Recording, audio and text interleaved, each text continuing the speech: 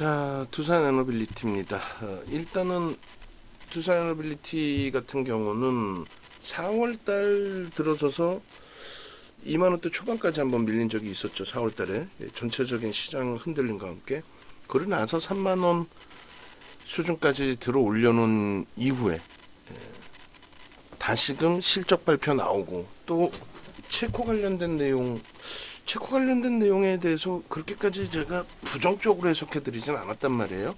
그리고 그 무게감은 그렇게 크진 않았다라는 말씀을 드렸고, 어찌됐든 다시금 이제 돌리면서 3만 원대 돌파가 있었고 지금은 좀 눌려 있습니다. 근데 프로그램을 통해서 들어오는 수급은 뭐 만만치 않아요. 상상을 초월하게 지금 매수 강도가 좋습니다. 그래서 두산에너빌리티 밑에서 이제 네 번째 놓여져 있는데, 저런 부분이 실질적인 그 계좌 수익으로 연동될 수 있을 만큼의 매수 강도를 드렸느냐, 그게 가장 중요하죠. 주가가 올라오고 나니까 서로들 뭐 내가 추천했네, 체코 관련된 내용 말씀드린 것처럼 뭐 부정적이지 않죠, 이런 내용들은 의미가 없죠. 그때 다 편입의 기준이 설정돼 있었어야 되는 거죠. 3월달 포트폴리오에 25,400원에 이미 우리는 포트폴리오 비중을 10%를 채웠습니다. 그리고 마찬가지로 이렇게 3월달 포트폴리오 기준에서 이런 식의 흐름이 이제 잡혀준 거죠. 17.13. 그러니까 2월 말 종가 대비해서 시장은 2.33%, 2월 28일 종가 대비 2.33% 올라와 있고, 두산에너빌리티는 여러 우여곡절이 있었지만은 17.13. 그래서 하나 에어로스페이스 그리고 두산에너빌리티 쪽이 포트폴리오의 효자 역할을 한 거죠. 4월달 기준에도 두산에너빌리티는 여전히 10% 비중으로 설정을 잡았습니다. 그래서 3월 말 종가가 23,450원이었는데, 그러니까 2월 말 종가 대비 사실 좀 조정을 받은 거죠. 근데 비중 그대로 유지하고 가지고 왔단 말이에요. 그 이유는 두산그룹주들 전체의 출렁거림의 흐름들이 지속되고 있었던 거죠. 그러니까 두산에너빌리티에 대한 메이저들의 수급은 매우 뭐 뛰어나요. 사실 뭐 뛰어난 상황인데, 주가가 이제 들어 올려질 만한 위치가 됐을 때 항상 그룹 차원의 뭐 두산 바켓하고의 뭐 합병이라든가 이런 내용들로 인해서 전체가 좀 휘청되는 그 흐름이 있었어요. 그런 내용으로 이제 두산에너빌리티가 또 눌려져 내려왔던 거죠. 그러고 나서 5월달 포트, 그러니까 4월 말 기준에 사실 뭐 실적 발표들 나오고 뭐 여러 가지 체코 관련 이슈 터지고 그러면서 4월 말 5월 초의 변동이 굉장히 컸어요. 굉장히 컸는데 28,950원일 때 기준에서도 여전히 10%, 그러니까 23,000원, 2만원 초반까지 내려왔었던, 또 2만원이 훼손이 됐었던, 2만원이 훼손됐었죠. 깨져 내려갔단 말이에요. 2만원이. 그런 그 흐름 속에서 2만원 깨지고 난 이후의 흐름 속에서 29,000원, 뭐 3만원 이렇게 돌파가 됐는데, 거기에 이제 만족하는 게 아니라 비중 그대로 유지하면서 추가적으로 포트폴리오의 유지 전략을 가져갔단 말이에요. 결론적으로는 요 흐름 범위들이 포트폴리오의 2,400개 종목에서 6개 종목에 10% 비중으로 진입이 돼 있다, 편입이 돼 있다라는 거는 뭐 대단한 기준으로 해석할 수 있습니다. 그죠? 그래서 전체적으로 이제 하이닉스도 9%대, 또 하나에어로스페이스 밀려 있지만 7%대, 또 두산에너빌리티 4월 말 이후에 조정이 크게 나와서 24,000원도 이탈이 됐었어요. 그거는 이제 대처거래 시장이고 26,000원이 살짝 이탈됐었는데, 거기서 돌릴 때 이제 우리는 26,000원부터 또 매수인을 낸 거예요. 그러니까 전체적으로 이제 뭐 4월 달부터에서의 기준만 놓고 잡는다 했을 때 2만 원, 그리고 4월 기준입니다. 그러니까 한 달 된 거죠. 지금 2만 원 대비 50%가 올라온 거예요, 사실상은. 그리고 4월 17일 2만 뭐 3,800원, 2만 4,000원 수준, 그 다음에 2만 8,000원대까지도, 또 2만 9,000원대까지도 매수인을 냈단 말이에요. 그리고 5월 7일 같은 경우가 이제 체코 쪽 관련해서 프랑스에서 다시 이의 제기를 했다. 그런 부분이 이제 부정적인 요인으로 해석이 되면서 개파락 10%에 출발이 됐어요. 대체 시장에서는 14%까지 마이너스가 형성이 됐고, 근데 거기서부터 뭐 외국계 기관 투자자, 국내 기관 투자자 쌍끌이 매수로 1% 가까운 매수가 들어왔죠. 1% 가까운 매수가 들어오면서 결론은 시초가 흐름을 다 돌려놨어요. 싹 다 돌려놓고, 시초가가 아니죠. 시초가가 아니고 대체시장 거래까지 기준이니까 개파락 이후에 양봉으로 다 돌려놨단 말이에요. 그때부터 이제 수급 개선폭과 함께 지속적인 가격 반발력, 그리고 결국은 이제 슈팅이 나오는 거죠. 슈팅이 나와서 3만 원 재돌파의 기준. 그래서 뭐 우리는 5월 7일 또 5월 8일 26,000원, 27,000원, 또 28,000원, 또 3만 원까지 매수 사인을 다 드린 겁니다. 그러니까 명확하게 두산에너빌리티가 다시 이제 52주 고가 수준까지 올라왔다고 해서 그 기준에 뭐 대박 나셨죠가 아니라 이렇게 다시금 보시면 포트폴리오의 구성에 넣어드렸고, 그리고 포트폴리오의 결과물이 이렇게 형성이 되어져 있고, 그리고 문자 매매 사인이 지속적으로 발송이 됐다. 그래서 제일 좋은 거는 사실은 고점에서 차익 실현하고 재편입의 기준이 되는 거죠. 그런데 그거는 이제 라이브 방송에 계신 분들, 또 종목 검색기를 직접적으로 HTS상에서 활용하시는 분들, 그 기준에서 좀 해석을 하실 수 있는 범위가 됩니다. 오늘 기준에 LS 일렉트릭도 검색기에 좀 떠 있어요. LS 일렉트릭이 우리가 편입의 기준을 공식적으로 편입한다 하면서 못했단 말이에요. 근데 이제 누적적으로는 LS 일렉트릭의 경우에도 실질적으로 검색기에 포착이 되면서 16만 원에서부터 지금 치고 올라와서의 기준이란 말이에요. 대단한 거죠. 16만 원에서부터. 그래서 이런 부분들을 검색기를 활용해서 개별 매매 기준으로도 다 설정해서 수익 범위를 잡아내실 수 있는 거고, 그리고 이제 문자 매매 사인 받으셔가지고 잡아내서 뭐 대처할 수 있는 기준이 됩니다. 뭐 최근 들어서 뭐 APR까지의 흐름까지도. 그래서 지금 오늘 기준도 마찬가지, 그 다음에 그 전거래일 기준도 마찬가지. 검색기만 좀 활용을 하시더라도 충분히 긍정적으로 설정 범위 잡을 수 있는 그런 위치로. 그러니까 매수 사인을 문자로 받으시든 검색기 쪽으로 받으시든 뭐 여러 가지. 결론은 두산에너빌리티 쪽에 이제 컨센서스 부분인데 저평가는 아니라는 거예요. PER, PBR 뭐 저평가는 아닌 상태에서 메이저들의 수급이 매우 뛰어나게 들어오고 있다라는 겁니다. 기업의 이제 기본적인 분석, 기업의 내재 가치 분석을 할 때 뭐 사실상 저평가여서 뭐 시장이 만약에라도 조정을 받게 된다면 시장 대비 방어력을 가져갈 수 있겠느냐, 그것도 굉장히 중요한 부분이 되죠. 저평가이기 때문에 밀릴 수 있는 그 한계가 있단 말이에요. 자산 가치 대비해서라든가 기본적인 실적 대비해서. 근데 이제 두산에너빌리티 같은 경우에는 그렇게 이제 자산 가치라든가 또 지금 당장의 실적 범위로 놓고 볼 때에는 뭐 저평가 상태에서 편입을 한다, 이거는 불가능해요. 기술적인 부분에 있어서 이제 두 가지인데, 기술적인 분석이 뭐냐라고 했을 때 뭐 일반적으로 볼린저밴드요, 뭐 일목균형표요, 또 혹은 그 밖에 보조지표요. 그거는 이제 기술적 분석을 하는 어떤 이제 도구의 역할의 기준이 되는 거죠. 기술적 분석을 한다는 거는 수급과 심리를 놓고 보는 건데, 그러니까 누군가 샀느냐를 보는 거죠. 흔히 이제 시장에서 얘기할 때 큰 형들이 샀어, 뭐 세력이 샀어, 매집했어, 이런 내용을 기준을 잡는 겁니다. 그죠? 그리고 심리적인 부분에 대한 분석, 심리적인 부분에 대한 분석. 그래서 지금 뭐 예를 들면 체코 관련된 내용이 호재냐 악재냐, 그리고 윤정두는 체코 관련된 내용보다 더 크게 볼 기준점은 미국의 정책적인 부분이다. 미국의 정책 부분.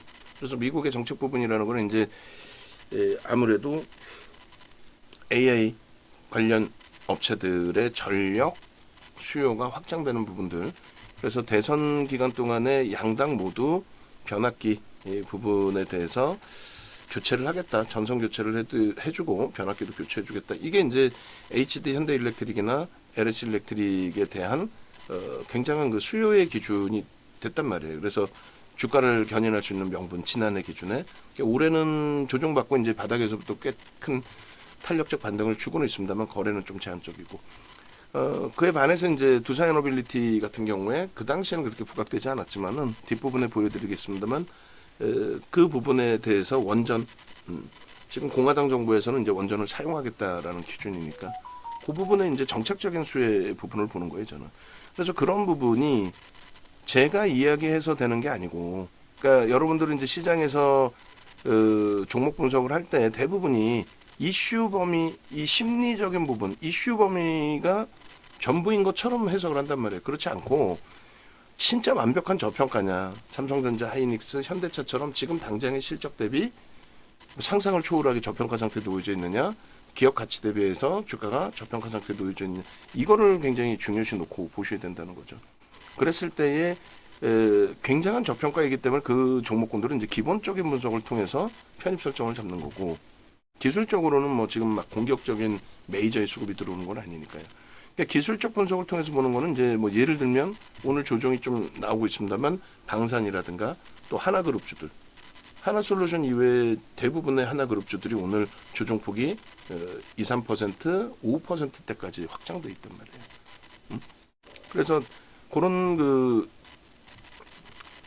기본적 분석 저평가 상태는 아닌데 심리적인 면에서 방산에 대한 뭐 실적 개선이라든가 또 정책적인 부분에 정책 금융 지원 부분에 대한 해석이라든가 뭐 여러 가지 그런 부분을 이제 심리적인 면으로 해석을 하는 거고, 그것을 윤정두가 얘기해서 되는 게 아니고 또 시장에서 뭐 방송 보시면 이게 끝내줍니다 그렇게 얘기해서 되는 게 아니고, 결국은 그것을 바탕으로 그것을 명분으로 수급이 들어오느냐 혹은 수급이 나가느냐, 그 수급이 들어온다 나간다는 것도 두 가지로 해석을 합니다. 하나는 메이저들의 매수 혹은 뭐 쌍끌이 매수도 되고 외끌이 매수도 됩니다. 그래서 순매수의 기준의 매수 혹은 두 번째 기준은 메이저의 순매수는 아니더라도 누적적인 뭐 지금 뭐 대주주 지분이 형성돼 있는, 예를 들면 이제 하나 실생 같은 경우는 대주주 지분이 70%란 말이에요. 하나 오션 같은 경우에는 채권단 지분까지 다 해서 블록들이 나가긴 했습니다만 어찌됐건 뭐 73%, 76% 이렇게 된단 말이죠. 유통 물량이 없어요. 거기서는 이제 추가적인 순매수보다는 차익 실현할 쪽은 차익 실현하고 신규적으로 편입할 쪽은 편입하고, 그러니까 MSCI 지수 때문에 액티브 쪽이나 패시브 자금은 유입돼야 되는 상황이고 하나 시스템이, 그리고 저점에서부터 신고가, 사상 최대치 신고가니까 1차적인 또 차익 실현할 물량들도 나오는 거고, 그 손바뀜을 통해서 거래대금이 터져 있는 하나그룹주들이, 하나오션 같은 경우도 거래대금이 최상에 놓여져 있단 말이에요. 주가가 조정을 받든 뭐 안 받든 뭐 오늘은 덜 받는 거죠. 하나그룹주들 중에서 먼저 두들겨 맞은 부분이 있으니까. 그래서 그 기술적인 분석에 대한 내용을 얘기하는 겁니다.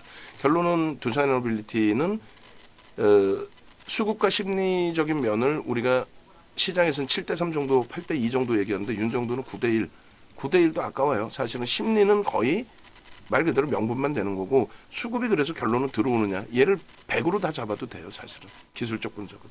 그래서 이 수급이 유입되느냐 혹은 나가느냐에 따라서 이제 캔들 패턴, 이동평균선의 기울기, 거래대금의 형성, 이게 다 달라지게 되는 건데, 두산에너빌리티는 이렇습니다. 지금 23년 이후에 2,400개 종목에서 금액 기준으로 가장 많은 순매수가 들어온 종목이 두산에너빌리티입니다.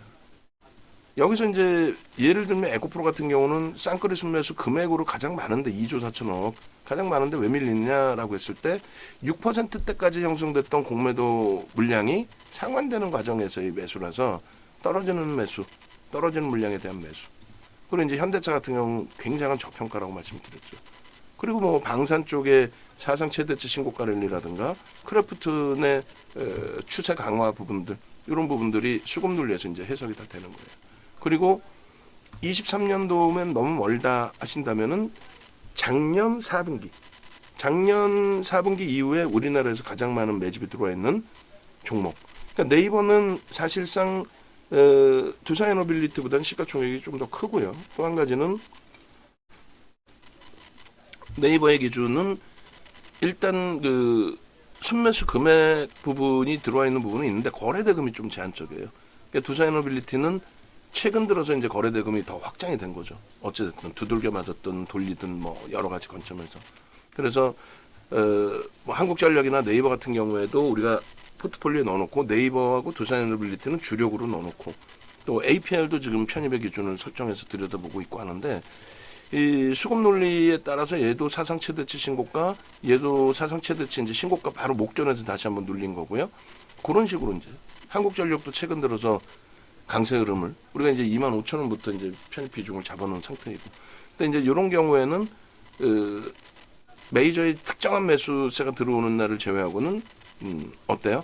수급 범위가 거래량이 좀 제한적이죠. 그러니까 순매수와 함께 거래까지 터져 있는 게 이제 두산에너빌리티 같은 케이스고, 그리고 올해 들어서는 두산에너빌리티의 누적 수급이 좀 많이 훼손이 됐었는데 요번에 오히려 이제 그 개파락 나오고 나서의 흐름에서는 오히려 공격적 매수가 들어오면서 다시금 2,400개 종목에서 몇 번째?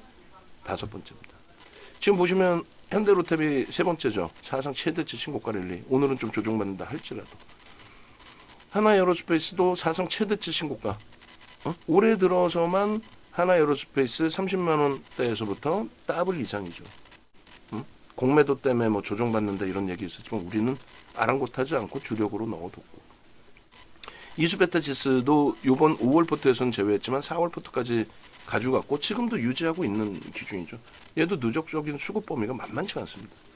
근데 이제 도덕성에 있어서 증자 관련돼서 이제 조금 진짜 소액주주들을 우습게 봤던 그런 부분들에 대해서 좀 두들겨 맞은 부분이 있는데, 어쨌든 뭐 SK 하이닉스라든가 삼성전자 쪽의 탄력이 조금 더 확장되면은 당연히 우선순위로 움직임이 나올 수 있는, 왜 그만큼의 매집이 지금 단행돼 있다. 지금 기준에서 가장 중요시 놓고 보는 게 두산에너빌리티라는 거죠. 그죠?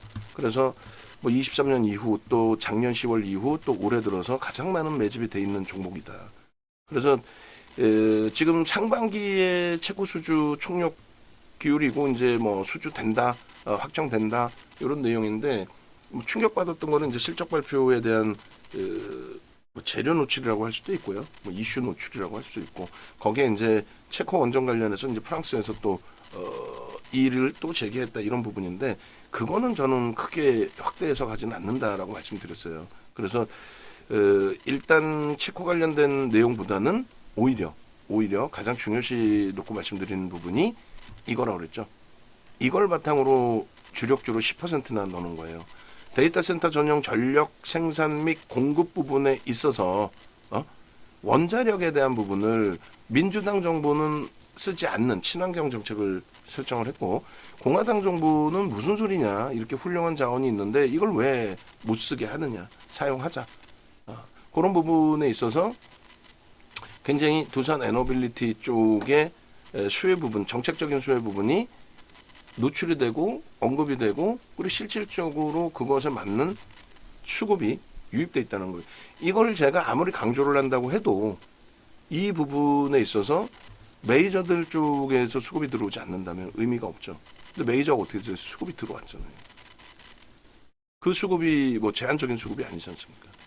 그래서 1월 달에도 19,000원대에서부터 또 2월 달에 24,750원에 이런 식으로 이제 검색기에 터져 나오고 슈팅 나오고, 지금 뭐 3만 원 수준까지 올라왔으니까 19조란 말이에요. 20조 다 다루고 있어요. 주식수가 6억 4천만 주예요. 조그마한 물량, 뭐 오늘 120만 주 프로그램 매수 들어온다고 해서 너무 흥분할 필요는 없지만 탄력을 받는 거는 기관 쪽에서도 수급이 있는 것으로 추정할 수 있다라는 거고, 그 다음에 지금 뭐 6억 4천만 주 대비해서 120만 주 해봐야 0.2%밖에 되지 않지만, 그래도 현재 가격대에서 유통되는 물량의 상당 부분이 많이 소진되어 있는 상황이다. 앞부분에 놓고 보신 것처럼 그 수급 범위가 장래 매수를 통해서 들어온 부분이 상당하기 때문에 그렇게 이제 좀 해석을 하는 겁니다. 그래서 뭐 19,000원대, 2만원대 1월 달에, 그리고 3월 달 기준에 또 26,000원, 3만원까지. 그리고 말씀드린 것처럼 그룹 내 문제 부분 불거지면서 또 조정받고, 그래서 4월 달에 다시금 이제 2만 원대가 훼손이 됐어요. 4월 달에 사실은. 19,000원대까지 내려왔다가 돌린 거죠.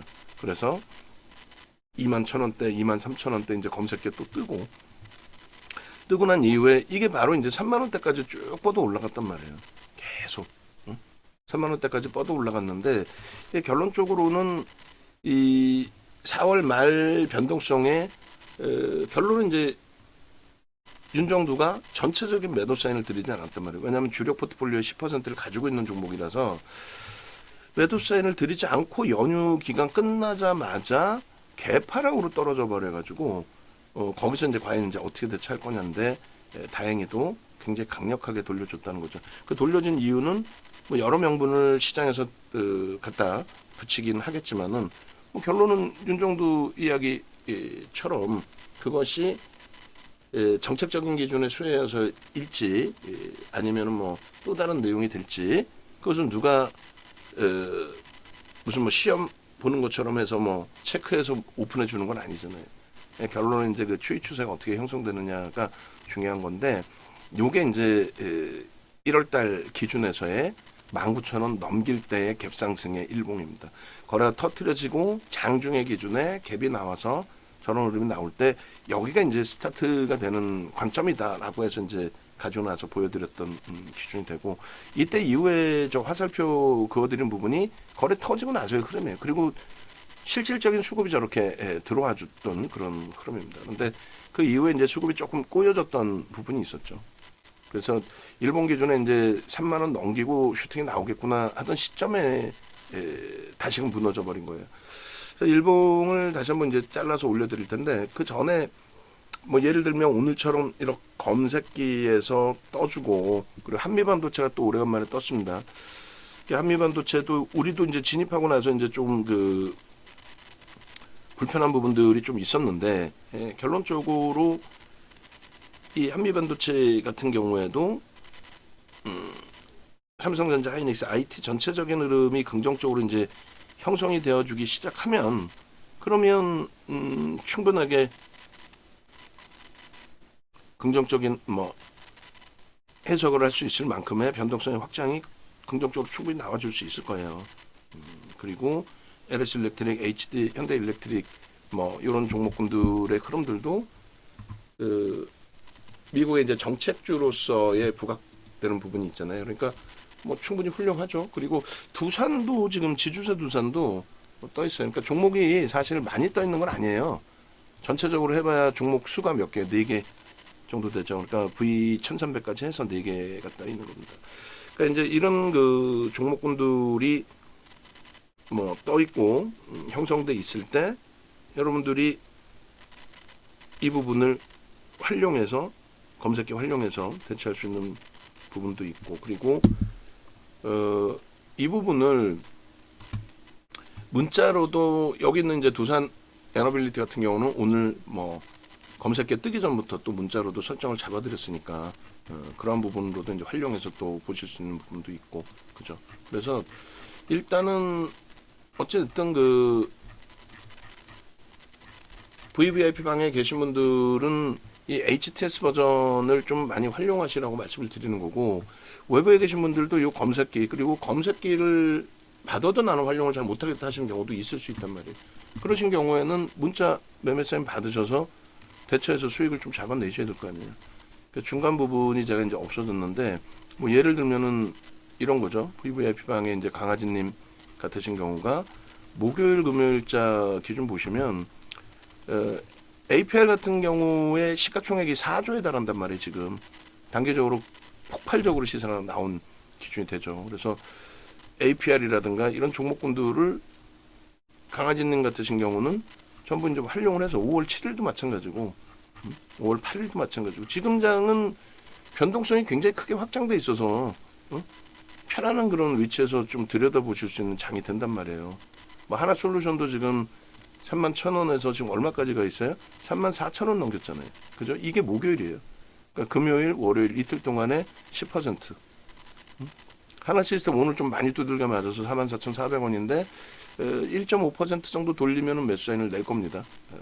그리고 APR 같은 경우가 요날 상한가 들어갔죠. 17.67에 포착된 게 아니고 저 상한가 들어갔을 때 뭐 강아지 선생님은 이제 이런 수익을 가져가신 건데 이게 상한가 들어가기 전에 수익이고 상한가 들어가서 뭐 70%까지 아마 수익이 확장돼 있었을 거예요.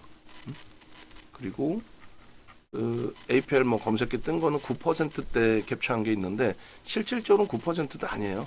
계속 올라가죠. 24%또 실리콘투도 이날 기준에 43,500원.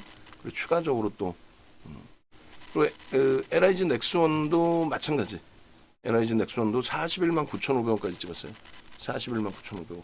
오늘은 그 방산 쪽이 전체적으로 좀 조정이 있습니다만, 조정이 좀 있습니다만, 그래도 여전히 35만 원대 포착된 이후 대비해서는 뭐 큰 폭의 수익 범위로 설정이 돼 있는 거죠. 사상 최대치 신고가 이후에 이제 눌림 폭의 기준이니까 대단한 거죠. 뭐 LIG 넥스원도 시가총액 규모가 있는 종목인데 포착되고 나서 10조가 넘는 8조가 넘는 9조가 넘는 이제 그런 흐름까지 연출이 됐고 포착되고 나서 17%까지. 요거는 언제 걸까요? APR 9.95 84,000원인데 결론적으로 요날 뭐 8만 원 이하 기준에서도 검색기는 뜨는 흐름이었단 말이죠. 그러니까 이런 부분들을 활용을 하시고 이게 이제 목요일자라고 한다면 뭐 금요일자 기준도 만만치 않아요. 금요일자 기준에서의 그 종목군들 추가적으로 또 금요일에도 방산주의 상상을 초월하는 현대로템 사상 최대치 신고가, LIG 넥스원 추가적인 변동성 확장, 그리고 22년부터 우리는 이제 방산이나 하나그룹주 같은 경우에 그때부터 이제 전부 다 들여다보고 결정을 했으니까 그 편입 설정을 했으니까 그리고 이때 이제 아쉽게도 두 분이 더 들어오셨는데 VIP 방으로 들어오셨어요. 근데 자산 규모는 월등하시단 말이에요. 지금 방송 모니터링 하시는 분들 계시면은 그 VIP 회원분들 또 신규 회원분들 포트폴리오 다 받아주세요. 포트폴리오 전략 설정해 드리면서 자산 규모 보고 VVIP 방으로 다 넘어오실 수 있게끔 영상 설정해 드릴 테니까 그렇게 해서 수익이 목적이신 부분이기 때문에 자산 규모가 월등하신데 굳이 VIP 방에서 예를 들면 오늘 두산에너빌리티 같은 경우도 공격적인 이제 매수인 드렸을 때 또 금요일날 목요일날 공격적인 매수인 드렸을 때 그것을 어떻게 대처해야 될지를 모르시잖아요. 또 APR 같은 경우가 상한가 이후에 10만 3,500원에 또 떴어. 또 매수인 나갔는데 이게 10만 5,400원까지 갔죠. 근데 그걸 어떻게 대처해야 될지를 VIP 방에서는 혼자 결정하시기 힘들단 말이에요. 그래서 뭐 자산 규모가 월등하신 경우에는 당연히 이렇게 오셔가지고 넷말로 같은 경우도 문자 사인이 안 나갔잖아. 안 나간 상태에서 뭐 검색기 활용도 하시고 그리고 특히 이제 VVIP 방에 계신 분들은 대부분 이 그 HTS 버전을 갖고 계셔서 띵동 소리가 난단 말이에요. MTS 버전은 띵동 소리가 안 나요. 그 진입 이후에 이제 띵동 소리가 나는데 매도 기준에서 띵동 소리가 나옵니다. 그러니까 그런 거 이제 참조하셔가지고 좀 대처하실 수 있는 기준을 가져가야 된다. 그 말씀 드리는 겁니다. 그래서 두산에너빌리티 지금 뭐 전체적으로 한번 쭉 뿌려드렸고 지금 원고 작업하시는 분 원고 작업 하고는 있겠지만은 그 하나 솔루션도 한번 중간에 뿌려주시고 그렇게 해서 검색기 활용 또 문자 사인 활용 수익률의 극대화 이런 부분을 가져가시는 게 옳죠. 잠시만요. 여보세요. 예.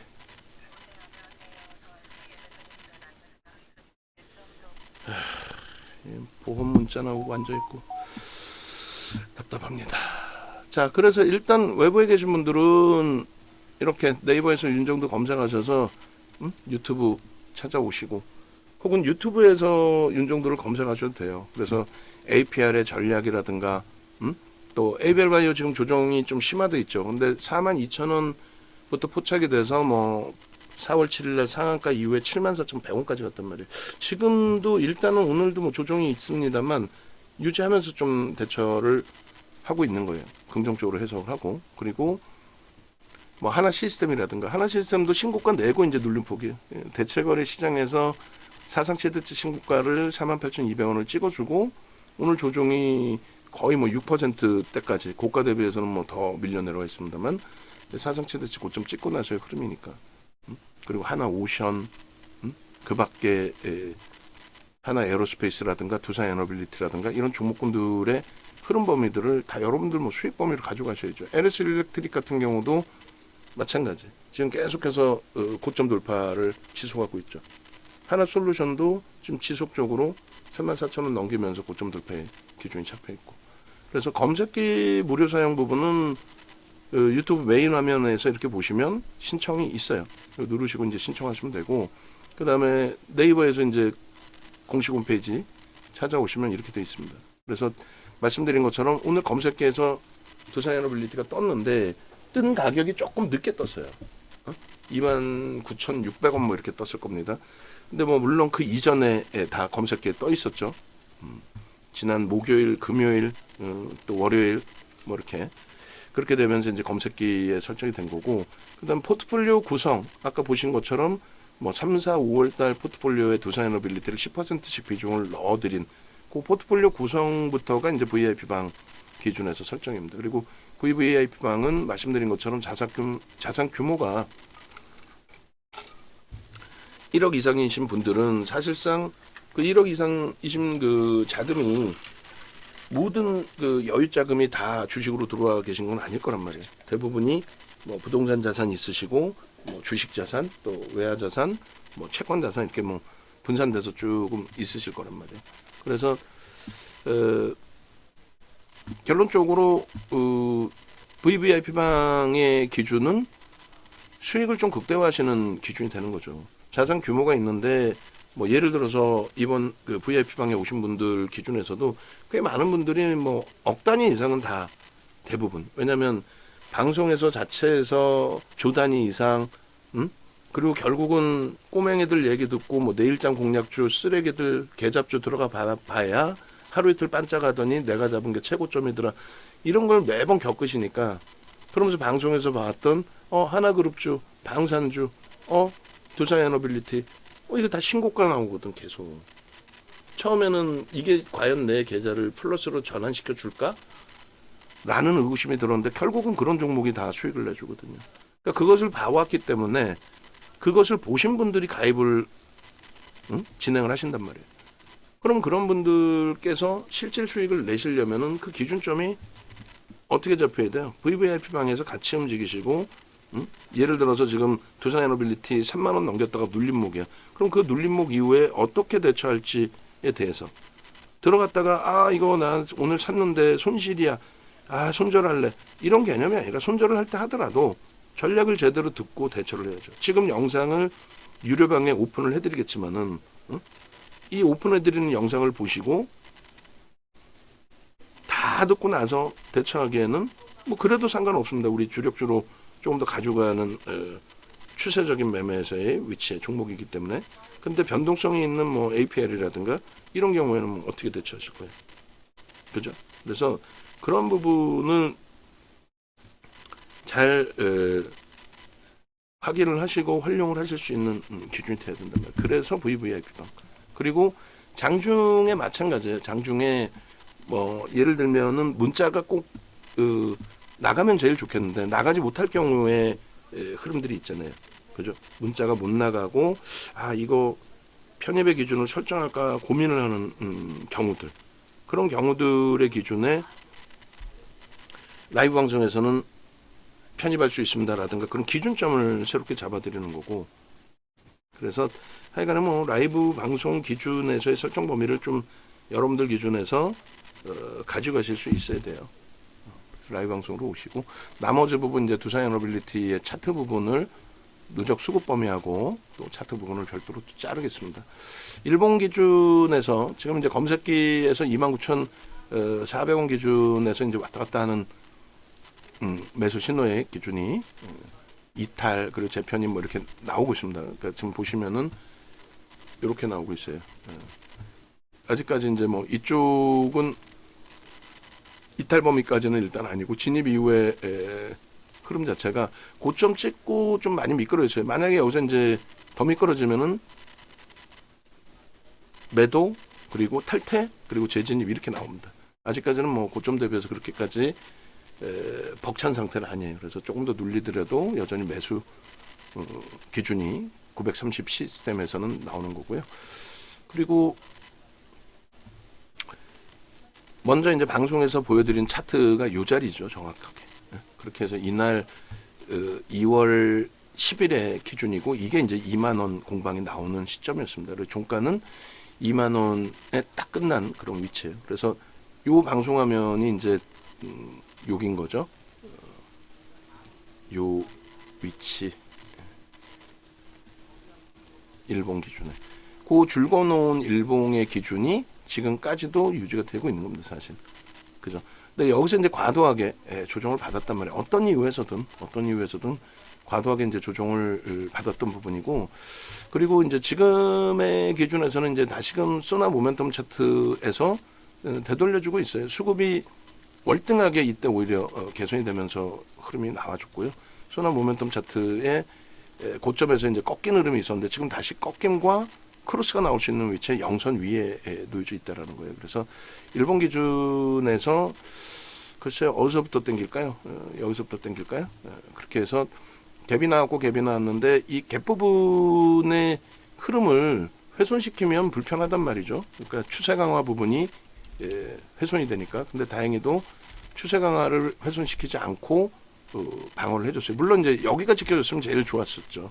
여기가 지켜졌으면. 그래서 첫 번째 음봉에서는 그래 뭐 여기가 지켜졌고 다시 신고가 낼 수 있는 위치니까 크게 뭐 무리는 없다라고 판단을 했는데 결론적으로 개파락이 나옴으로써 전략이 좀 굉장히 불편해지는 상황이었습니다. 그나마 이제 개파락 이후에 아주 강력한 양봉으로 돌려놨기 때문에 그래서 오늘 종가 기준이 3만 원 위쪽으로 형성이 된다면 돌파 갭이 됩니다. 돌파 갭이 되면은 역시나 이제 또 추가적인 탄력 부분을 해석할 수 있고요. 만약에 이제 오늘 3만 원 위쪽이 아니더라도 내일 갭상승 살짝만 나와줘도 그러면 결론적으로 추세 강화 부분은 다시금 확장해서 놓고 볼 수 있는 갭에 대한 목표 주가가 확장될 수 있는 그런 위치로 해석을 해드릴 수 있습니다. 그래서 일단 두산에너빌리티의 기준에 일본 기준에서의 갭에 대한 목표 주가를 오늘이든 내일 것까지 이제 감안을 해서 놓고 본다면 뭐 주봉으로도 놓고 볼 수 있거든요. 그 돌파 갭으로 놓고 보고 그러면 대략적으로 35,000원, 4만원까지 설정을 할 수 있을 것 같아요. 그래서 23,000원에 33,000원, 4만원, 35,000원 정도로 잡아도 될 것 같습니다. 그렇게 해서 이제 오늘 25년 0월 12일 기준에서의 일봉 차트 기준이 되고, 그다음에 이제 주봉의 기준에서부터 이제 누적 수급 범위를 좀 놓고 볼 건데, 누적 수급 범위가 굉장히 뭐 뛰어나다라고 말씀을 드렸잖아요. 10월 이후의 기준에서부터도. 근데 주봉상의 10월 이후로 당기면 너무 멀 것 같아서 이렇게 1월 이후로 당겨 놓고 보도록 하겠습니다. 갭상승에 쭉 뻗어 올라가고 거래까지 터지면서 수급이 들어와 있었기 때문에 매우 긍정적으로 이제 해석을 했었는데, 그리고 이제 2월에 흥분할 수 있을 만큼의 흐름이었단 말이에요. 2월에 무슨 말이냐면은 지금도 여기서부터 여기까지의 누적 수급이 전체 시장에서 5번째로 많은 순매수인데 이때는 어땠겠어요? 월등했겠죠.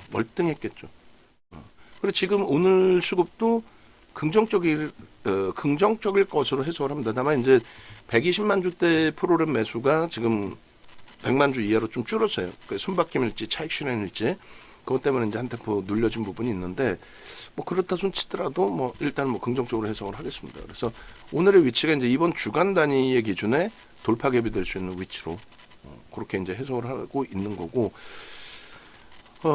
거래대금 부분 정도를 이제 다시금 좀 더 해석을 해야 되는 거고요. 그 다음에 수급 범위.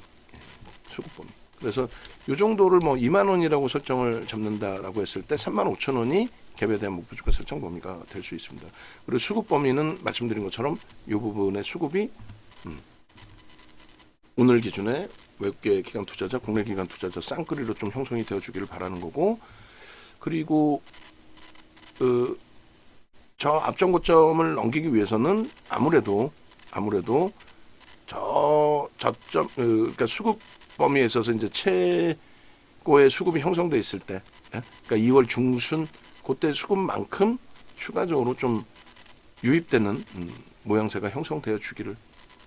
그래서 이번 주간 단위에 좀 더 많은 수급이 유입되고 수급이 유입됨으로써 거래가 터지고 그래서 거래가 이제 5MA, 20MA 거래를 터트리면서 기준점이 잡혀진다면 충분히 뭐 긍정적으로 해석할 수 있는 위치가 됩니다. 그래서 거래량의 부분은 지금 이제 그 밑에서부터 치고 올려 놓은 부분이기 때문에 이 정도만 돼도 뭐 무난하지 않을까라고 생각을 해요.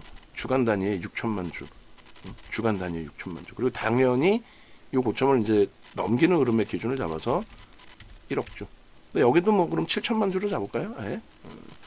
이렇게 해서 이제 신고가를 가져가는 낼 수 있는 그런 위치니까 7천만 주 그리고 1억 주 그렇게 되면은 신뢰도가 굉장히 높아진다. 어차피 3만 원 넘겨서 3만 5천 원, 4만 원까지 간다라고 했을 때 그 신뢰도 부분을 챙겨서 가지고 가야 되는 위치가 됐잖아요. 그죠? 그래서 주봉 기준에서 이제 저 거래량의 부분도 중요시 해서 놓고 본다. 그리고 이제 뭐 23년도까지는 아니더라도 24년 뭐 그리고 24년 10월부터 해서의 그 흐름 범위를 놓고 봐도 된단 말이죠. 수급 범위에서. 24년 10월 이후의 흐름도 우리나라의 쌍꺼리 순매수 몇 위? 2위란 말이에요. 그리고 월봉 기준의 갭 상승을 내줬는데 말 같지도 않은 그 조정이 나왔잖아요. 그러니까 여기가 이제 돌파갭이 될 수 있는 돌파갭이 형성되면 얘도 요 목표 주가 설정 범위로 잡는다면 4만 원 때 4만 원 돌파 기준에서의 흐름까지 월등하게 들여다볼 수가 있습니다. 수급 범위는 주가가 이제 크게 올라와 있는 상태이기 때문에 요 정도 2억 주 그리고 1억 5천만 주 그 정도만 돼도 거래대금으로는 사상 최대치 거래대금이 될 거란 말이에요. 사상 최대치 거래대금이. 그래서 1억 5천만 주 정도까지 수준의 흐름으로 설정을 잡으면 무난하겠습니다. 그러니까 뭐 거래가 나머지 이제 거래일 동안에 이제 더 월등하게 터져 줄런지 아니면 요번 달 시세를 주고 나서 다시금 또 6월 달에 추가적인 폭발적 시세를 줄런지. 근데 지금의 수급 강도로 놓고 본다면 뭐 이번 달에 거래를 수반하고 양봉으로 쭉 뻗어 들어 올려 놓는 흐름도 충분히 나올 수 있다라는 겁니다. 됐죠? 그렇게 해서 설정을 잡아드리는 거고 일주월봉의 차트에. 그리고 지금 그 조금 전에 누적 수급 범위들을 이렇게 좀 잡아드렸는데 이런 맥락에서도 보실 수 있어요. 이게 2008년도 도수 자료거든요. 그래서 방송에서 여러분들께 이런 식으로 이제 설정을 해서 교육을 해드렸단 말이지. 그래 뭐 이중으로 이게 있을 필요가 없잖아요, 그죠? 그래서 결론은 5월 25일, 21년 5월 25일 날 수급에 대한 교육을 이렇게 해드렸어요. 매집이 이렇게 돼 있으면 어느 정도 흐름까지 확장될 수 있느냐. 작년 4분기 이후에 매집이 돼 있는 부분이 지금 다시 그 캡처를 할 거예요. 3천만 주 정도였는데 그죠? 4월 달까지. 근데 이게 더 개선이 됐단 말이에요. 그래서 2월 중순으로 따진다면 가장 이제 그 많은 물량이 뺏겨진 흐름이 될 거고 작년 10월부터 이제 놓고 보시게 되면은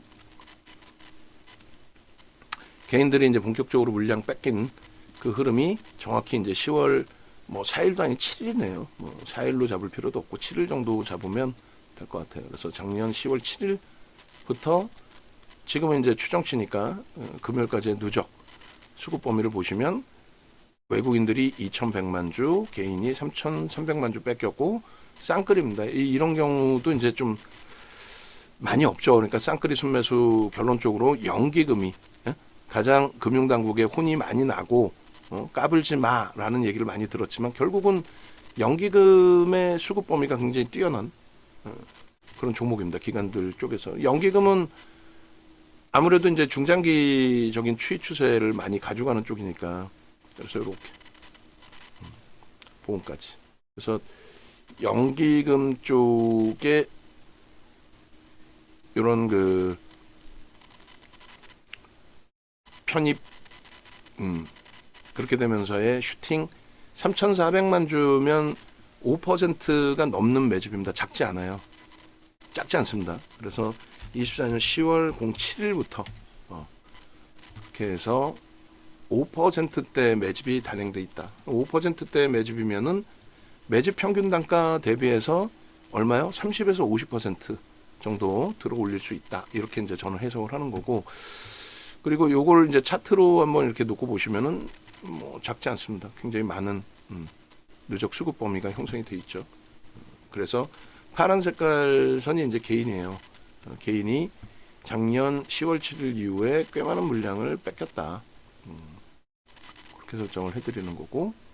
그리고 이제 이 매수 평균 단가가 또 중요하겠죠. 그래서 이 매수 평균 단가도 한번 보겠습니다. 10월 7일 이후 매수 평균 단가. 그래서 24년 10월 7일 이후 9일까지의 누적적인 수급 범위에 23,700원이니까 오늘 것까지 하면 24,000원 정도 평단이 나올 수 있을 것 같아요. 50%면은 36,000원이 매집에 대한 목표 주가죠. 그래서 1차 35,000원, 2차 4만원으로 매집 목표 주가 설정 범위를 잡아갈 겁니다. 됐죠? 그렇게 해서 이제 설정들을 가져가는 거예요. 그럼 올해 이게 이제 작년부터의 기준이라면 이제 또 올해 1월 2일부터도 중요하겠죠. 그래서 1월 달에는 과연 며칠부터 순매수 기준이 잡혔는지 한번 보죠. 올해 1월. 그래서 1월 2일부터 그냥 그대로 매수가 들어와 있었네요. 그러면 1월 2일부터 9일까지의 역시 누적 수급 범위에 개인들이 1200만 주를 뺏겼고 기관들이 오히려 더 매수를 많이 했네요. 외국인보다도. 투신, 연기금 위주, 중기적인 성향. 그다음 사모펀드도 단기 성향의 기준인데 사모펀드의 수급 범위가 나쁘지 않죠. 들어와 있다라는 것 자체가 해석이. 그래서 이렇게 해서 4월 17일 이후에 이렇게. 그래서 1200만 주면은 2%대인데 2.5%부터 우리가 설정 범위를 잡거든요. 그러면 결론은 25년 01월 02일부터 매집이 들어온 물량이 0.이 아니라 2%고 오늘 기준까지 하면 2.5% 정도 된단 말이죠. 2.5에서 5%라는 물량이 작지 않아요. 굉장히 많은 물량입니다. 그러면 이제 30% 들어 올려줘야 되는데 매수 평균 단가가 이제 얼마인지 확인해 보면 되겠죠. 차트 한번 보고. 그래서 이렇게 개인들의 그 수급이 많이 뺏겨졌다가 조금 터져 나오면서 주가가 2만 원까지도 이탈되는 그런 흐름까지 연출이 됐는데 누적 수급이 이제 원체 유입된 물량이 있었기 때문에 일정 범위 하방 잡히고 난 이후에 흐름에서 이제 잘 되돌려줬다라고 이제 해석을 하는 겁니다. 두 번째, 그다음에 평균 단가까지 볼게요. 이렇게 해서 1월 2일부터 9일까지 평단은 이제 오늘 것까지 좀 더 높아지겠죠. 위에서 거래가 된 거니까 또 거래대금도 실린 거고. 그래서 이렇게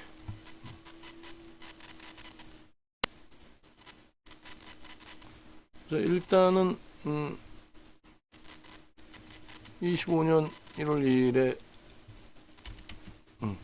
평균 단가가 25,000원에 20%면은 얼마예요? 3만 원이죠. 그리고 30%면은 35,000원 정도 될 겁니다. 그러니까 1차 목표 주가 넘겨진 거고 여기서 이제 좀 더 공격적인 수급이 들어온다는 가정했을 때 목표 주가 설정 범위는 조금 더 위로 설정 잡을 수 있다. 자, 다시금 띄워놓고 PPT에 옮겨 담으면서 설정 범위를 좀 가지고 가보도록 하겠습니다. 일단 두산에너빌리티 쪽에 조금 이따 뭐 제가 다 체크를 다시 하긴 하겠습니다만, 자, 정리를 한번 다시 하면은요, 두산에너빌리티 4월 이후에 우리 종목 중에서 상승률이 6이다 일단은. 그리고 3월달 이후에 이렇게 두산에너빌리티의 주력 포트폴리오의 비중 10% 범위에서의 흐름이 좀 고생했던 적도 있지만 이렇게 다 돌려놔줘서 수익 범위로 형성이 되어져 있다. 그리고 여기서 이제 하나 또 중요한 부분 중에 하나는 우리가 마이너스 13%대까지 내려갔을 때에도 방송에 가지고 나갔었어요. 방송에 가지고 나가서 좀 뭐 벅차기도 하지만 그렇다고 해서 뭐 부정적으로 그렇게 해석할 위치는 아니다. 뭐 전체적인 시장의 영향도 있고 여러 가지 이유가 있다. 뭐 이런 식으로 해석을 해드렸는데 그게 이제 이때 기준입니다. 그죠? 이때 기준에 마이너스 13.78이었는데도 불구하고 방송 가지고 나갔고 뭐 크게 뭐 무리 없습니다. 시장은 충격이지만 이게 4월 10일이거든요. 결국은 이제 이렇게 돌려진 흐름이고 그다음에 문자 매매 사인이 발송이 됐고 그리고 이런 식으로 다 수급이 검증된 상태에서의 흐름이었다는 거예요. 그리고 여기도 이제 뭐 촘촘하니까 빼내면은 23,000원대, 25,000원, 뭐 26,000원, 29,000원, 뭐 3만 원이 되겠죠. 뭐 이런 식으로 계속 뭐 23,000원, 뭐 26,000원 할까요? 그리고 3만 원. 그래서 뭐 너무 촘촘히 가져가봐야 좁은 공간에서의 흐름이니까요.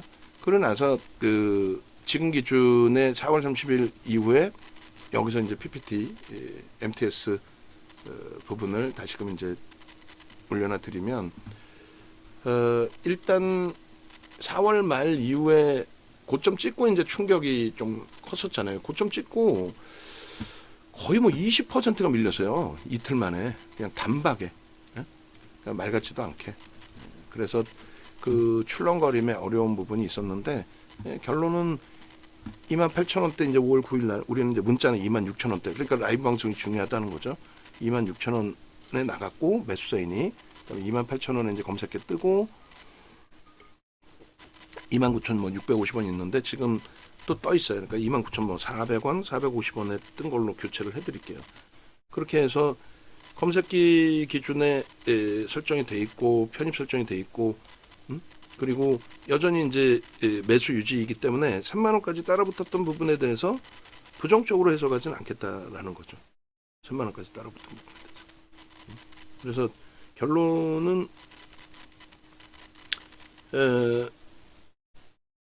이 그 검색에서 이제 뜰 정도로 지금 위치에서도 긍정적으로 이제 해석되는 위치라고 한다면 여러분들도 뭐 긍정적인 시각 유지하면서 대처하시더라도 크게 뭐 무리 없습니다.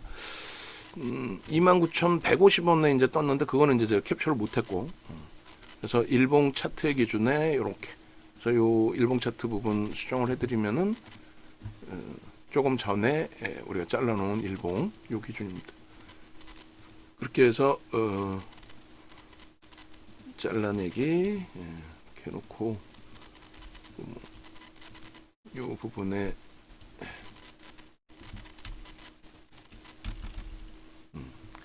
그래서 지금 4월 10일부터로 따지면은 이제 이게 이제 4월 16일이고 그다음에 지금 5월 10일이죠. 10일이고 그리고 뭐 지금 여기서 이제 제일 중요한 부분은 이거예요. 영선과 영선 위에 놓여져 있다라는 거죠. 중간에 조금 추이가 훼손됐다 할지라도 영선 위에서 계속 움직임을 가져갔다라는 거고요. 여기서 이제 클로스가 나올 수 있는 위치라는 거 그런 부분이 매우 뭐 중요시 되는 그런 기준이 됩니다. 그리고 일단 그 갭에 대한 목표치 설정 범위도 뭐 오래간만에 지금 두산에너빌리티 4월 초순에 매매 사인 기준 잡아드리고 오래간만에 설정을 잡는 거잖아요. 그래서 다시금 이제 갭에 대한 목표치 설정 범위까지 기준을 잡는다면은 일단은 이렇게 갭에 대한 목표치 부분에 캔들 범위를 이렇게 잡습니다.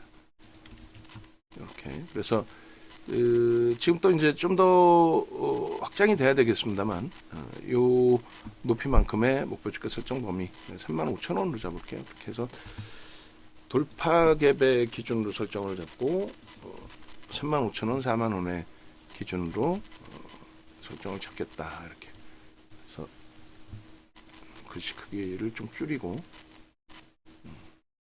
줄일까요? 이 정도?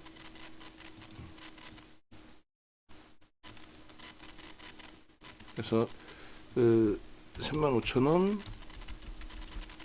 4만원까지 열어놓을 수 있을 만큼의 위치가 충분히 됩니다.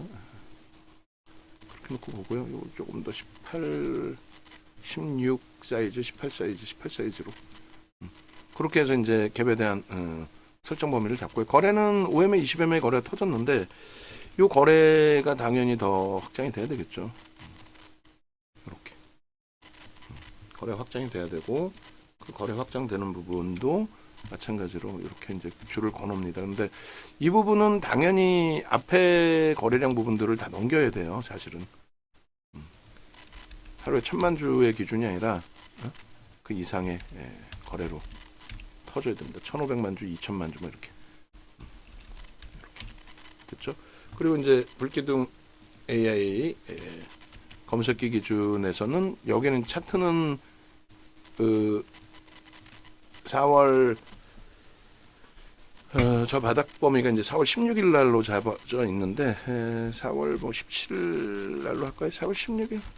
그래요. 그렇게 해서 계산하기 편하게 일본 기준에서는 23,200원으로 그냥 설정을 합니다. 그 밑에서 설정이 잡힌 거니까 21,000원대. 그러면은 얼마가 돼요? 계산을 한번 해봅시다. 오늘 고점 3150원 마이너스 23,200원 29.96%예요. 부럽죠? 우리는 투자 야노빌리티가 중간에 좀 힘겹긴 했지만 유지 전략 잘 가져갔고 비중 그리고 방 안에서 꽤 많이들 가지고 계세요 지금 그죠? 그렇게 해서 뭐 잘 전략이 설정이 된 거고 그 다음에 이제 주봉에서 이제 이런 누적 수급 범위의 기준에 주봉 기준에 이제 24년도 월봉을 24년도 전체를 잡은 거고 지금 주봉 기준은 올해 기준의 수급을 잡은 거죠. 그래서 올해 1월 2일부터 수급 그렇게 해서 개인들이 1,200만 주니까 2% 정도 뺏긴 겁니다. 그리고 오늘 수급까지 하면 2.5%면은 요런 이제 매직 규모에 대한 설정 범위를 가져갈 수 있고 그리고 그 그림을 놓고 보시면 중간에 뭐 이제 꺾여져서 수급이 꼬여졌던 부분이 있는데 지금 다시 개인들이 물량을 공격적으로 털고 있다. 공격적으로 외국계 위주에서 많이 가져가고 있다. 올해 들어서의 누적은 이제 기관 쪽 위주가 많았는데 결론적으로 이렇게 그러니까 25,500원인데 대략 한 26,000원 평균 단가가 될 거고 26,000원에 20%면 3만 원을 넘기는 거고 그래서 그 기준을 오히려 이제 바꿔놓을 거예요. 바꿔놓고 이렇게 주봉 기준의 설정 범위에 매집에 대한 이제 목표 주가 설정 범위 그리고 1월 달부터니까 이제 1월 10일 이후에 1차적인 고점의 이제 수익 범위가 여기가 되는 거죠. 그리고 2차적으로 2차적인 부분도 캡처를 해놓게. 왜냐면은 뭐 여기서부터 또 4월 10일부터 해서 저점 대비해서의 그 변동률이 있으니까 이 부분도 좀 좁지만 4월 10일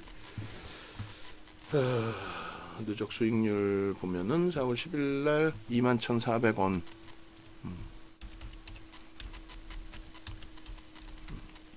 그렇게 해서 21,400원에서부터 포착된 이후에 40.89%입니다. 똑같이 뒤에가 89네요.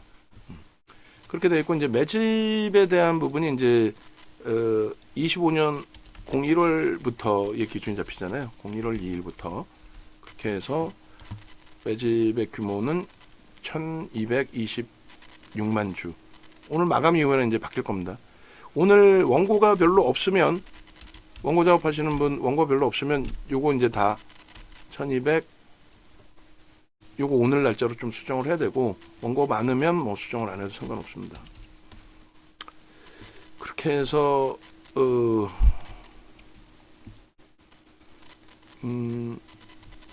요렇게 기준을 잡을까요?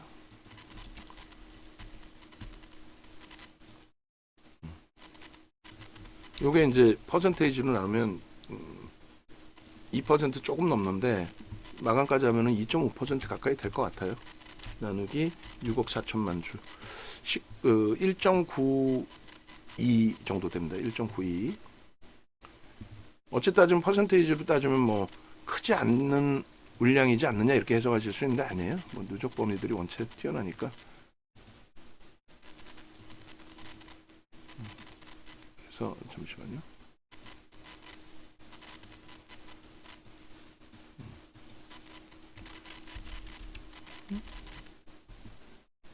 얘가 왜 잠시만요. 수치를 1.92 그리고 매집에 대한 목표 주가 설정 범위의 글씨를 좀 줄일게요. 그러면 위에다 할까요? 그냥 35,000원 4만원도 다 통일시킬게요. 수급은 더 들어온다고 가정을 하고, 그럼 얘도 여기서 이렇게 해서 이렇게 해서 이렇게 됐죠.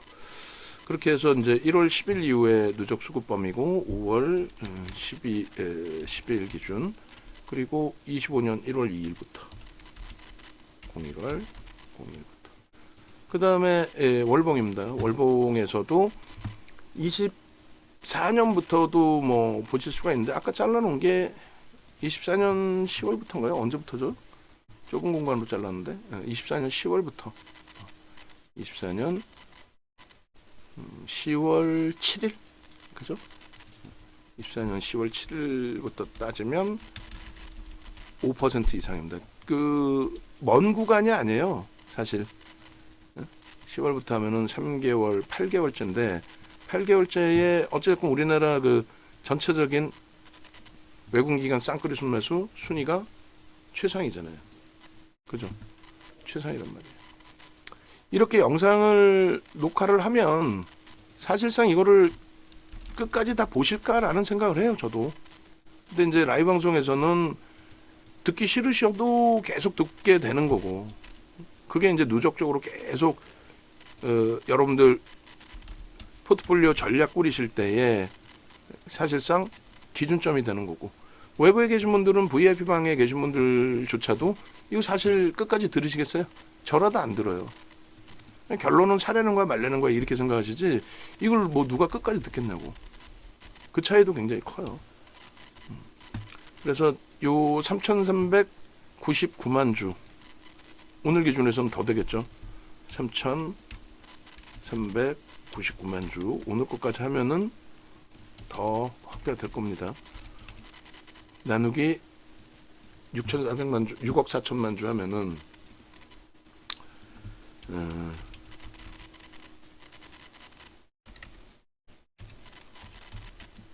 5.47%입니다. 작지 않아요. 5.47%. 그래서 매집 단가는 뭐 당연히 이렇게 설정을 잡아드리고, 그러면 차트를 바꿔야죠. 그래서 일단은 이렇게 이 수급 범위도 이제 뭐 말씀드린 것처럼 당연히 더 들어오는 흐름, 그 위치가 될 거란 말이죠. 그래서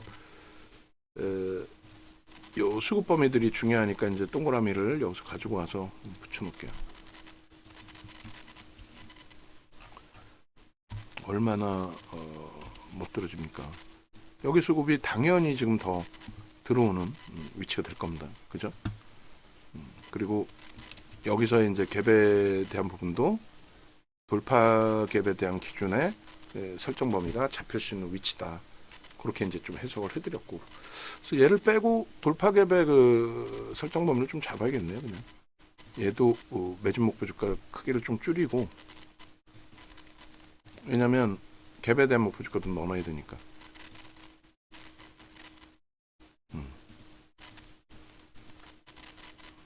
그렇게 해야겠다. 요렇게 요렇게, 그죠? 그 다음에 돌파 갭 주가.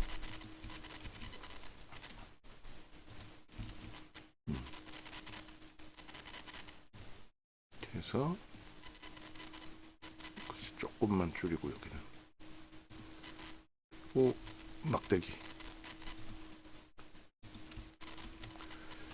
그러니까 뭐 갭에 대한 목표 주가의 설정 범위에 대한 교육이나 이런 부분은 홈페이지에 다 있어요. 자료 다 달라고 하셔야 됩니다.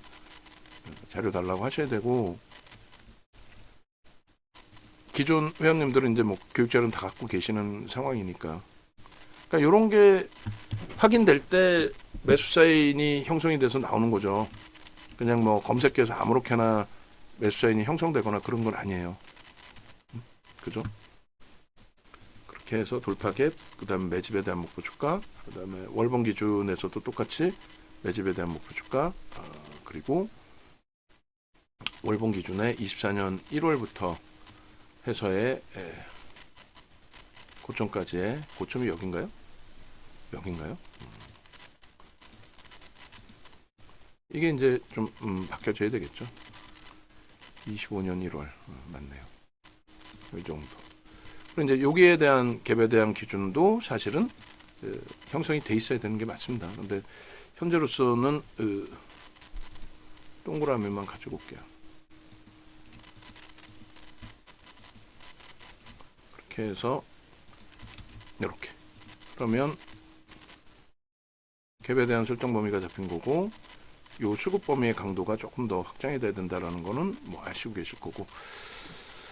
그래서 얘도 이제 뭐 목표치 설정 범위를 좀 잡게 되면은 뭐 매우 뛰어나게 설정 기준 잡을 수 있을 거예요. 그리고 두산 에너빌리티에 대한 수익 좀 모아주세요. 원고 작업하시는 분이 두산 에너빌리티 고객 수익 부분 있죠? 그거 좀 모아주세요. 모아주시고, 요 부분의 갭에 대한 목표 주가도 여기도 이렇게 좀 설정을 해놓는 게 나을 것 같네요. 여기까지의 높이를 목표 주가로 설정할 수 있다.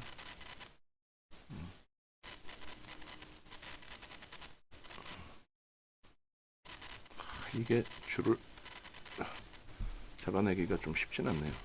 삐딱하게 돼가지고 평행이 돼야 되는데.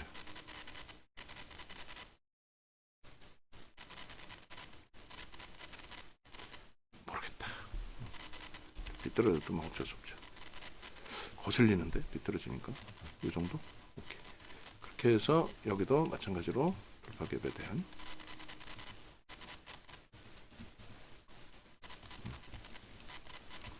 이렇게. 일단은 이렇게 설정을 잡으면 충분히 여기다 넣어야 되나요? 여기다 넣어야 되나?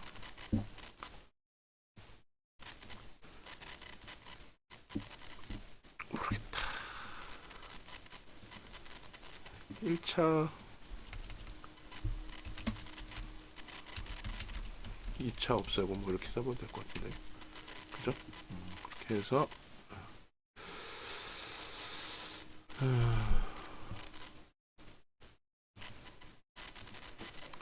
긴 시간의 녹화가 완성이 됐습니다. 일단 뭐 하여간에 쉽지 않은 기준점이 되긴 하는데, 충분하게 뭐 수익 기준으로 설정해서 들여다볼 수 있는 위치가 되고, 생각보다 변동률이 크지가 않아요. 저 수급 감안했을 때 역대적인 우리나라에서 이제 역대적인 매수 강도 감안했을 때 그러면 그 정도의 수급이 있다라고 한다면 그렇다면 뭐 저 정도 등락범위라면은 목표치를 더 상향시키고 충분히 들여다볼 수 있는 위치로 해석을 할 수 있겠죠. 오늘 한번 하나그룹주들의 낙폭이 좀 확장돼 있는데 조금 이따 다시 볼게요. 하나그룹주 전체를 그렇게 기준 잡으시고 두산에너빌리티 3월, 4월, 그 다음에 5월 7일 날 그 급락 나온 그 기준에서 편입을 무조건 설정을 잡아야 된다라는 기준을 잡아서 올려드린 범위가 되죠. 그래서 저런 그 흐름 부분에 대해서도 진짜 우리가 이제 편입 기준을 설정해서 수익 범위를 잡아가고 있느냐 그 검증이 필요하잖아요. 특히 이제 외부에 계신 분들 뭐 지금 1시간 이상을 뭐 듣고 계실 리는 만무하지만 5월 7일 같은 경우에도 버리는 종목이 아닌 편입의 기준을 설정하는 종목으로 또 12일 날 두산에너빌리티가 이렇게 최상위에 놓여져 있죠. 그렇게 해서 이제 오늘 전략 기준에 거래되고 뭐 최상위에 놓여져 있고 그렇게 하고 당연히 13일 공략주에 들어가요, 안 들어가요? 들어갑니다. 그렇게 해서 4월, 5월 13일 기준에 지금 에이벨바이오에 대해서도 매우 좀 긍정적으로 좀 해석을 해서 들여다보고 있고 그리고 두산에너빌리티 당연히 넣을 거고 하나에어로스페이스 또 하나시스템 이 두 종목 중에 이제 설정을 잡을 건데 시스템 쪽으로 잡을게요. 일단은 에어로스페이스로 잡읍시다. 왜냐면은 하나그룹주들에 대한 불편한 부분들이 하나에어로스페이스에서 기준만 잘 잡아주고 있는 모습으로 진행이 된다라고 한다면 크게 이제 뭐 무리수는 없기 때문에 정점의 인식을 지금 위치에서 잡지는 않아요. 그래서 일단은 뭐 이 정도로 설정을 잡아놓고 그리고 추가적으로 좀 더 들여다보겠습니다. 에이벨바이오도 말씀드린 것처럼 포기할 위치냐라고 했을 때 그렇지 않다라는 쪽으로 해석을 한다는 거죠. 수급 범위가 그렇게 돼 있고 이제 이렇게 두산에너빌리티입니다. 19,000원, 22,000원, 뭐 24,000원, 26,000원 이런 식으로 굉장히 이제 촘촘하게 28,000원 촘촘하게 이제 형성이 되어 있는 거고 그리고 여기에 이제 뭐 29,000원대 오늘의 기준이라든가 또 최근 기준에서의 설정 범위를 잡아가면 되겠죠. 29,000원, 26,000원 뭐 그리고 주봉 정도로 볼까요? 그렇게 해서 4월 24일 26,000원, 28,000원, 29,000원 됐죠? 그래서 뭐 25,000원대 빼고 24,000원, 26,000원 하면 되겠네요. 자, 이렇게 해서 이제 올려드리고 그다음에 개별적인 이제 수익 범위들 계좌 인증 수익 범위들 같이 넣어드릴게요. 그렇게 해서 두산에너빌리티 영상 올려드립니다. 다시 한번 말씀드리면 왼쪽에 이제 전화번호 있으니까 전화하셔가지고 나도 함께 하고 싶어요 기준 잡으시고 하나그룹주는 잠시 후에 다시 또 들여다보는 걸로 그렇게 설정을 하겠습니다.